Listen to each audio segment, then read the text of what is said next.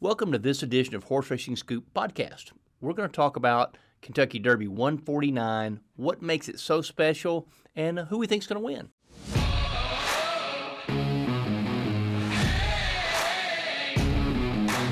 If you got a hunch, bet a bunch. Back a horse and get paid. Before we discuss this year's Kentucky Derby, let's rewind for just a moment and think about last year's Derby. What's your reaction to the shocking upset win by Rich Strike at odds of 80-1? Well, honestly, I was shocked. Oh! Really, but seriously, this is a great story that provides hope for everyone in the game. It literally told us that any horse that steps in the starting gates for the Kentucky Derby can win it. He wasn't even supposed to be there. $30,000 claimer, 11th hour entrant, but he won it, and that's a great story.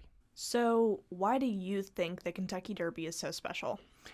You know, I think that history is the biggest reason. 148 consecutive years they have run this at the same place, at this oval in Louisville, Kentucky. So I think history is probably the biggest thing, but it's the Triple Crown, the first leg of it. So this gets the whole Triple Crown thing going. If you don't win the Kentucky Derby, you can't win the Triple Crown. So I think that that's part of it too. You know, it's the notoriety. I mean, if you ask anyone walking down the street, hey, name a horse race, they're going to say Kentucky Derby. Everybody knows the Kentucky Derby. So I think the notoriety and then also the immortality it creates, because Rich Strike may never win another race again, but he won the doggone Kentucky Derby. And that's something you can never take away from people when they win that Kentucky Derby, because you only get one chance. It's only for 3-year-olds. And you only get one chance as a horse. So it's very, very special for many, many reasons, but those are just some of the reasons. Let's focus on why people are here, the contenders for Kentucky Derby 2023. You know, I think you start with Todd Pletcher. Todd has won two Kentucky Derbies. He won in 2010 with Super Saver, and then I think it was 2016 he won with Always Dreaming, or maybe 2017 he won with Always Dreaming. So I think you start with him. He's got a Phi Slamma Jamma lineup. I mean, he's got Forte, who won the Florida Derby. He's 2 for 2 this year. He was the juvenile champ last year. He's won 6 of 7 for his career. He's got Kings Barnes, the Louisiana Derby champ. He's unbeaten lifetime, 3 for 3. Never raced as a 2-year-old, but 3 for 3 as a 3-year-old. He's got Tappet Trice, the Bluegrass Stakes winner. He's won 4 in a row and 4 in a row, and he's 3 for 3 in 2023. So he's on it. So that's all in the Todd Pletcher barn. So he's got a tremendous lineup. Some of the others, Angel of Empire, the Arkansas Derby champ, trained by Brad Cox. You've got Confidence Game, Rebel Stakes winner coming in off of a big layoff. Keith DeSormo is the trainer there, and he's good at getting a horse ready for a big race. You've also have Practical Move, been in the money every time out. He's a Santa Anita Derby winner. And then you've got Derma Sotogake.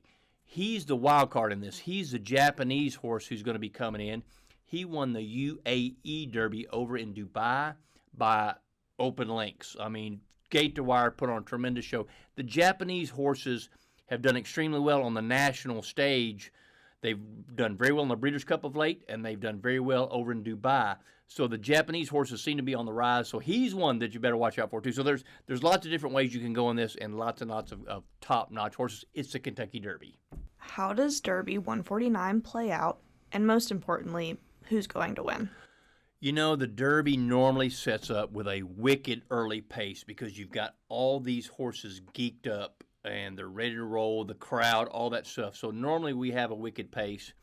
We don't have a boatload of front-running speed in this year's Derby. Derma Sotogake is one. Kings Barnes is another. But most of the power in this race, I feel like, are closers or people who come from off the pace. Maybe tactical speed type horses. That's Forte. That's Tappet Trice. That's Angel of Empire. That's Confidence Game. That's Two Fills. That's all these other horses. I think trip is the most important thing in the Kentucky Derby. You've got 20 horses. So navigating that path from the gate to the wire can be tremendously important because you've got so much traffic and so many things that can happen. So I think trip is always the most important thing in the Kentucky Derby. But in this year, I think it's going to be even more important because you have so many good horses that will come from off the pace. So I think that's going to be, one of those deals that you have to be considered of. Especially, they've always said the Kentucky Derby is a jockey's race because the jockey plays such a factor in hitting the gas pedal, guiding them off the rail, guiding them, inside, whatever they need to do to get to the wire first. So, I think it's going to be a very interesting race, and that the trip is going to be the biggest key. So with all that mumbo jumbo and all that in mind, who do we like?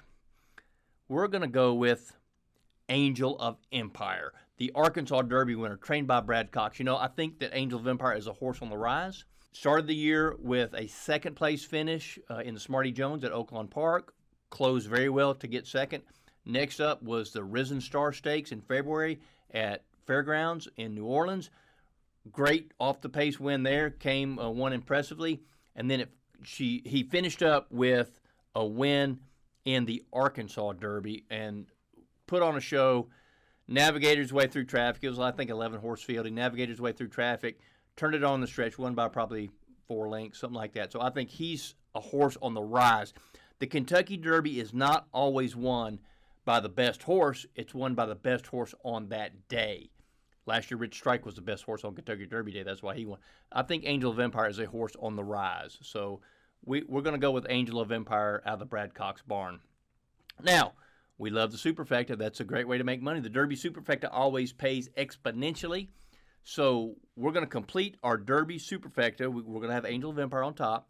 And then we're also like Forte. We like Confidence Game for Keith DeSormo. And then Two Phils. Two Phils is kind of our wild card. He won the Jeff Ruby Stakes. We love Jeff Ruby Stakes. And he won the Jeff Ruby Stakes at Turfway Park. So that's where we're going to close it out, is with Angel of Empire, Forte, Confidence Game, and Two Phils. That's going to be our superfecta. So the thing that I want to stress about the Kentucky Derby is it's all about having fun. The Kentucky Derby is one of those magnificent events in your lifetime that you can always look forward to. So make it fun, whether you're having a Derby party with a bunch of people or just by yourself. Enjoy the Kentucky Derby because it's one of those magnificent events, and it's one of the really special things in life because, we say we can pick our clothes and we know we can pick our friends, but the question is, can you pick the winner of the Kentucky Derby? We hope Angel of Empire is going to be it. Just have fun with it. I want to thank my co-host, Laren Brewer, for always helping me with this stuff, and I want to encourage all of you, to get involved and enjoy the Kentucky Oaks and the Kentucky Derby. And remember, if you got a hunch, bet a bunch, back a horse, and get paid. You must be 21 or older and in Tennessee to place wagers. If you or someone you know has a gambling problem and wants help, call or text the Tennessee Red Line at 800-889-9789.